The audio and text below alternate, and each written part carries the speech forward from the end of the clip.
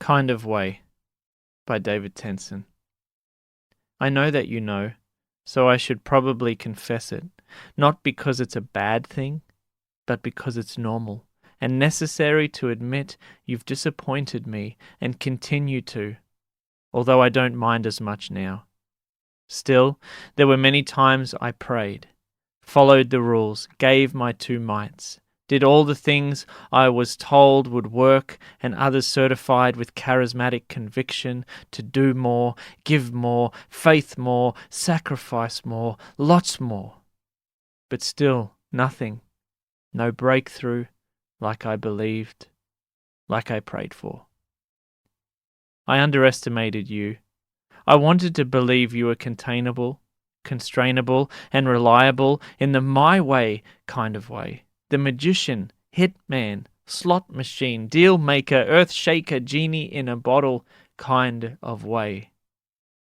Then I recalled that on a dark but necessary day you took yourself and my kind of way and the cosmos to a cross.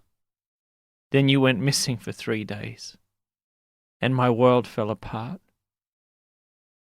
All my hope exhaled a forsaken surrender, and my heart broke, and my dreams broke, my kind of way kind of died again. And there you were, alive and the same, but not really. A resurrected form of you that even took familiar friends by surprise. And that's what you keep doing. To this day, you keep failing and disappointing me in the best kind of ways. Every time I think I've got you, where I think I need you, you disappoint and disappear and turn up incognito on a familiar path at a regular meal in an average garden with a spark in your eye that demands my attention, and you invite me again to put my hand in your side, embrace you and kiss you and get to know you again in a new kind of way.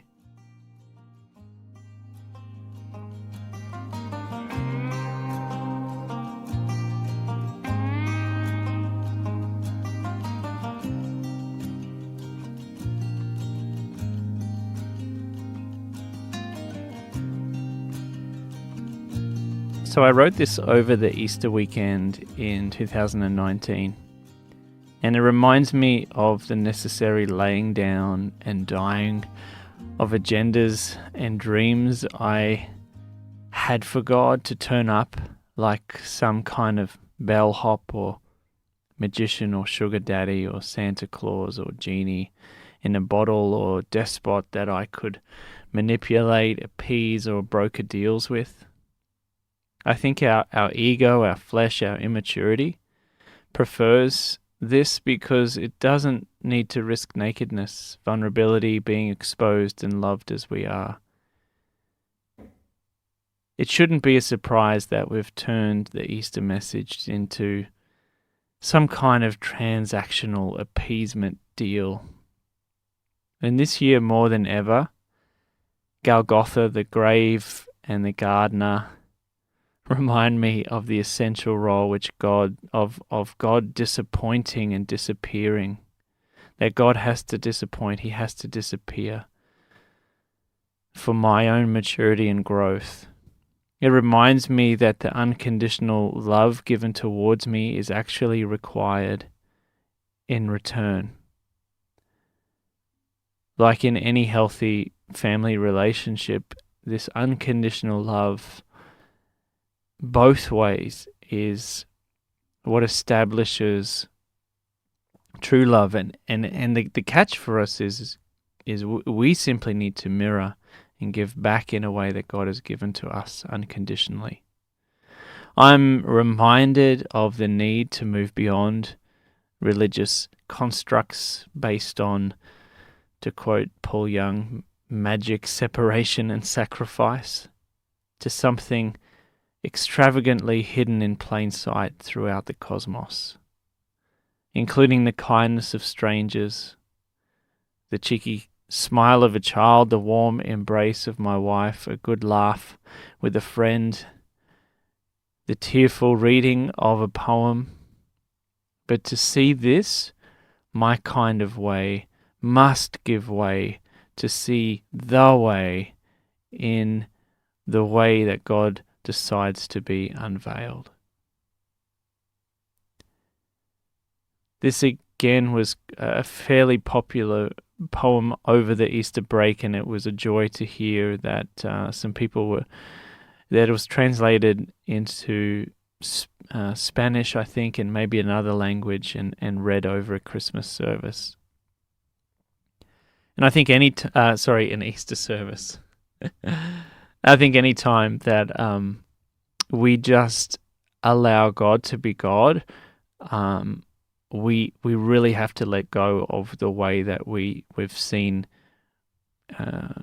God, and this includes the way that we see Jesus. So I fundamentally believe that Jesus is God, that this is what God has always been like, always looked like. The character and the nature of Jesus is what God is like, and we haven't always known it. It's not been revealed to humanity for that long, only a few thousand years. But this is really what God looks like. Jesus is the perfect image of God. And so let me go through this poem a little bit and unpack some of it for you, spell it out. It begins with this kind of confession that I'm actually disappointed, and I continue to be disappointed, but I don't mind as much as I used to. But also there were many times that I prayed, I followed the rules, gave my 2 mites, did all the things I was told would work, and others certified with charismatic conviction to do more, give more, faith more, sacrifice more. And I kind of in my early Christian walk was part of a movement which was very faith-based and very service-based, and there was a large kind of focus placed upon if you do X, then God will do Y, and some of that was true, but I wanted a lot more. I wanted kind of this, as I say a couple stanzas on, a magician, a hitman, I wanted God to magically fix things. I wanted him to take care of people for me like a hitman. I wanted money that I could get from him like a slot machine. I wanted to broker deals with him like a deal maker. I wanted him to change the world and shake it up. I wanted a genie in a bottle, kind of rub God the right way, and here he is. He'll do as you please. Now, I can't help but thinking that the journey of maturity for most of us is not unlike the journey of a small baby in a family, and when the baby cries, is hungry, has a wet nappy, is upset, mum and dad are there. Caretakers are there quickly, or at least they should be, because the child's hopeless. So at this child's beck and call, the world really revolves around the child, and slowly the child has to learn to do things on its own, because not everything is going to be done for that child. And we know that in kind of unhealthy, dysfunctional, or immature parenting, the parent never leaves the role of being the servant to the child, and the child thinks that the world is there to serve them. They grow up with a sense of entitlement that everyone is here for me, and they don't realize the necessity for self-sacrifice, that life is not about them, that life is difficult, and they must grow up to contribute. And I can't help but think early on in our Christian lives, often God turns up just for us to hold on and cling to. But as we mature, I think the disappointment can increase, and he stops playing the game. And I think a bit of Hebrews 12 is around that same thing, that as God loves, he disciplines, and we're called to grow up. And so I think about all these ways I wanted God to be a certain way. And then I recalled on a dark but necessary day, you took yourself and my kind of way and the cosmos to a cross. And I think the cross of Calvary is symbolic in many ways and can serve as a beacon for us to realize God is so other than I thought, and he is taking me. I'm co-crucified with him and co-raised and co-seated, and but my way and my agenda and my appointments sometimes and more often than not need to be climbing that hill of Calvary and be crucified. And this is what I think Jesus do. He took himself and us and in the incarnation, and he took my kind of way in the entire world, the cosmos, the world, to a cross, and he went missing for 3 days and my world fell apart.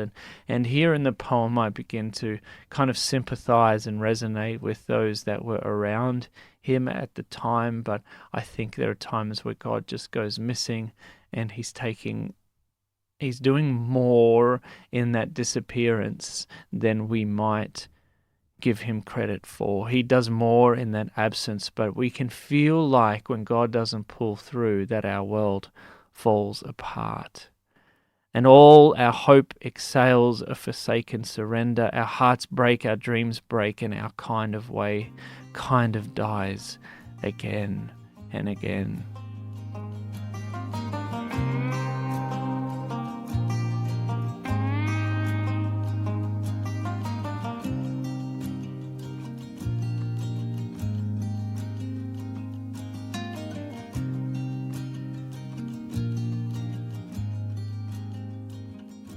But then you see God come back in a different form.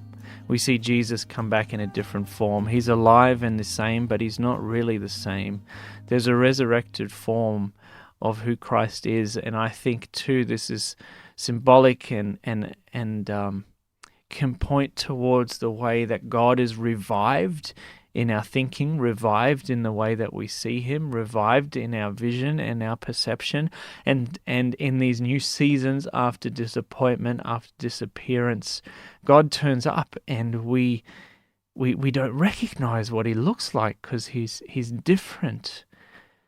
And this is the challenge of the disciples, that they didn't recognize him.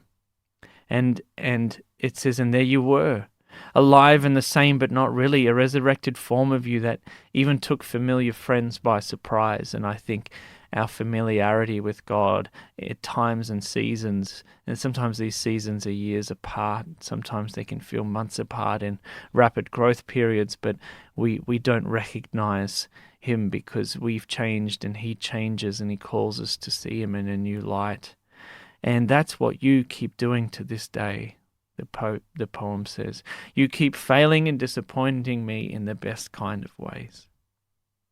Every time I think I've got you where I need you, you disappoint and disappear and turn up incognito on a familiar path at a regular meal in an average garden. And these are all post-resurrection pictures we read off in the Gospels. And I can't imagine the mix of, oh my God, that's him. That's Yeshua. He looks like a gardener. He looks different. He's not the same. There's more and less to him. But there's a spark in his eye that you recognize. And something I guess I feel that I've learnt and developed over the years is maybe a sense of being able to find God in more places and find that spark that I've seen in Jesus's eyes and encounters, and see that in other things. And I have to recognize that he's there. And he invites us again to put our hand in his side. You invite me again to put my hand in your side, embrace you and kiss you and get to know you again in a new kind of way. I've been married, as I record this, for over 21 years, and I can say with my hand on my heart that I am more in love with my wife than I was when we first got married. But we are so both very different. We look different, we feel different, we think different. We're just very different people, and the invitation as we grow with anyone is to love and embrace and kiss them in a new kind of way as they've changed, and as we're invited to change in the same way.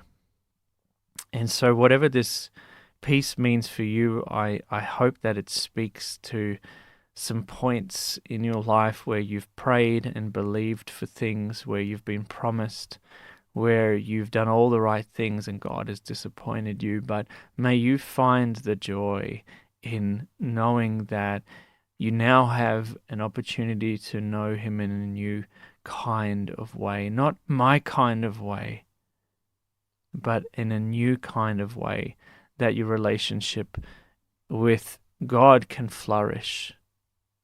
And for me, there have been, some large disappointments, things I may have shared in other podcasts around housing and properties and finances and so many things that we have come close. Even between some of these recordings this month, Nat and I have been faced with just this disappointment again of really thinking that all the boxes were ticked for us to buy a family home, and yet be disappointed and be faced with having to realize that, well, God is not the God of our financial markets, the real estate markets. He's not the God of the banks. That they're under other principalities' values. But you desperately wanting God to be the deal breaker and the genie in the bottle and all these things to you. And I don't know if that was ever His promise. His promise was that He would never leave us or forsake us. And something we know out of kind of trauma-informed practice, that it's not the event that is traumatic as much as who was there before, during, and after the event that is traumatic to us. And if we can learn that God is always with us, but through these disappointing times we're invited to see Him in a new kind of way, then I think we can continue to walk with this deep sense of assurance and more than anything, a peace and a joy and a sense of love, and God being with us and for us above anything else. And again, we're invited in maturity to discover God in a new kind of way. So here's the piece again. I know that you know, so I should probably confess it. Not because it's a bad thing, but because it's normal and necessary to admit you've disappointed me and continue to. Although I don't mind as much now. Still, there were many times I prayed, followed the rules, gave my two mites, did all the things I was told would work, and others certified with charismatic conviction to do more, give more, faith more, sacrifice more, lots more.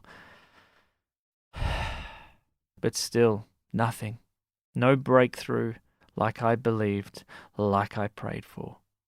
I underestimated you. I wanted to believe you were containable, constrainable, and reliable in the my way kind of way. The magician, hitman, slot machine, deal maker, earth shaker, genie in a bottle kind of way. Then I recalled that on a dark but necessary day you took yourself and my kind of way and the cosmos to a cross. Then you went missing for 3 days, and my world fell apart. All my hope exhaled a forsaken surrender, and my heart broke and my dreams broke. My kind of way kind of died again. And there you were, alive and the same, but not really. A resurrected form of you that even took familiar friends by surprise. And that's what you keep doing. To this day, you keep failing and disappointing me in the best kind of ways. Every time I think I've got you, where I think I need you, you disappoint and disappear and turn up incognito on a familiar path, at a regular meal, in an average garden, with a spark in your eye that demands my attention. You invite me again to put my hand in your side, embrace you and kiss you, and get to know you again in a new kind of way.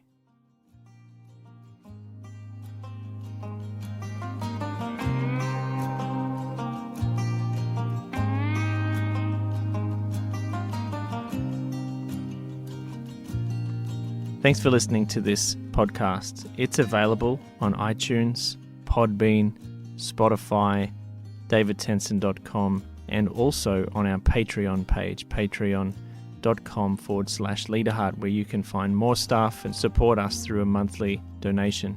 If you are listening to this on iTunes, I would really appreciate a rating and a review. It would really help get the word out there. Till next time, shalom.